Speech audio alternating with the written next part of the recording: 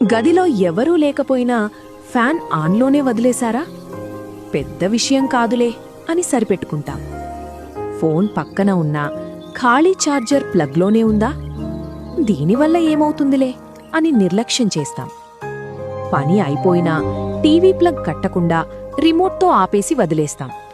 ఆ చిన్న red light కూడా నిరంతరం కరెంటును వాడుకుంటూనే ఉంటుంది.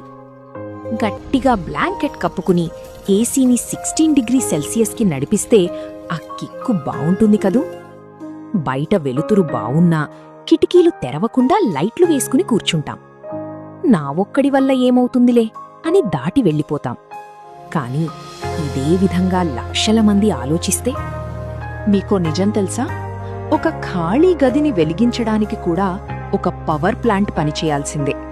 మన విద్యుత్లో ఇంకా 70% బొగ్గు కాల్చడం ద్వారానే వస్తోంది. ఒక్కసారి మాత్రమే కదా, నేనొక్కడే కదా, ఏం మారుతుంది అనిపిస్తుంది కదూ. కాని అలా అనుకుంటూ కొన్ని లక్షల మంది అదే పని చేస్తే ఆ చిన్న అలవాట్లే పెద్ద ముప్పును తీసుకొస్తాయి. ఈ చిన్న చిన్న అలవాట్లను మార్చుకుందాం. అదే పెద్ద మార్పులకు పునాది అవుతుంది. మన విలాసం భూమికి వినాశనం కాకూడదు.